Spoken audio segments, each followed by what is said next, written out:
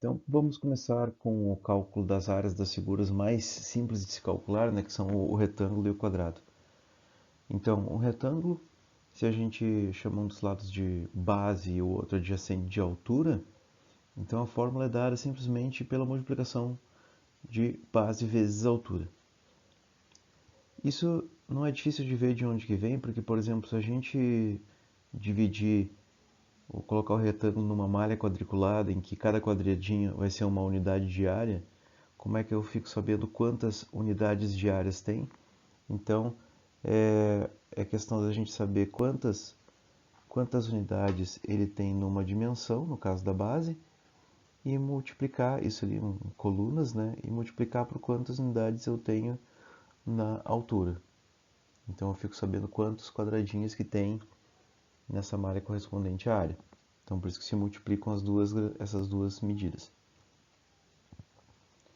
O quadrado, ele é só um caso particular de retângulo em que a gente tem a base e alturas iguais, a gente chama simplesmente de lado. Então a área fica simplesmente lado ao quadrado.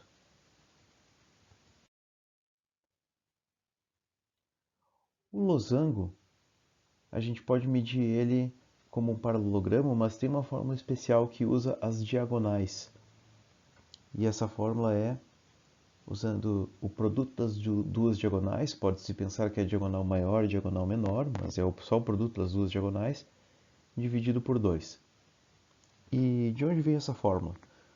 Bom, se a gente inserir esse losango dentro de um retângulo, a gente vê que as diagonais correspondem, na verdade, à base e à altura desse retângulo.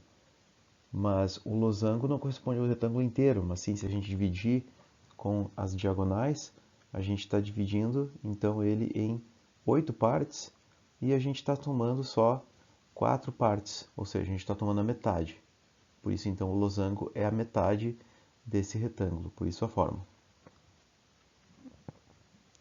O paralelogramo, então, se a gente tomar um paralelogramo com base B e altura h, a fórmula é exatamente a mesma do retângulo. E por que isso? Porque se a gente cortar o paralelogramo exatamente numa altura, a gente pode pensar que esse triângulo formado pode ser passado e ele fica encaixado perfeitamente do outro lado, e daí acaba formando um retângulo com altura igual e a mesma base em cima e embaixo. Então por isso que a fórmula é a mesma. Existem também fórmulas que calculam em função dos lados, mas isso a gente vai ver em um outro conteúdo. O trapézio, então, tendo as bases Bzão e Bzinho e a altura h, tem essa fórmula aqui. Aqui a gente pode pensar como se tem as duas bases, então a gente faz a média entre o que seria se fosse um retângulo com a base maior ou que fosse com a base menor. Então, essa expressão aqui é justamente a média entre as duas bases. E depois a gente multiplica pela altura. A gente pode pensar que tem uma base média aqui e que seria como se fosse um retângulo com essa base média. E finalmente o triângulo, tendo base B e altura h, então a gente pode escolher uma das bases. A fórmula é base vezes altura dividido por 2, ou seja, metade da fórmula que é para o retângulo ou para o paralelogramo de mesma base e altura. E a razão da fórmula ser assim é que se a gente fizer uma cópia invertida do triângulo, por exemplo, aqui, esse ângulo na verdade está aqui, esse ângulo está aqui, e daí o terceiro está aqui. Então a gente coloca um triângulo que é exatamente congruente, mesma área, e a gente obtém um paralelogramo então de base B e altura h. E o triângulo é justamente então metade desse paralelogramo, por isso então a fórmula é metade da área de um paralelogramo de mesma base e mesma altura. Para figuras mais complicadas, o que se pode fazer, existem duas estratégias principais. A primeira, que se chama da adição, consiste em separar a figura em formas mais simples, das quais a gente consiga calcular facilmente a área, e somar essas áreas parciais obtidas. Então, por exemplo, a gente pode dividir aquela figura ali em 3 pedaços, separando, por exemplo, assim, e obtendo essas 3 formas. Daí a gente calcula a área desses 3 retângulos e soma para obter a área total.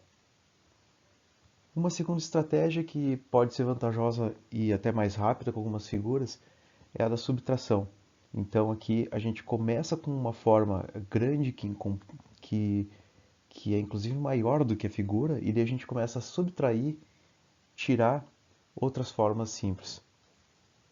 Nesse caso aqui, a gente poderia começar com um retângulo maior e excluir esse retângulo menor. E nesse caso aqui até seria mais fácil de calcular do que da adição. Quanto ao perímetro, não tem muita mágica que se fazer.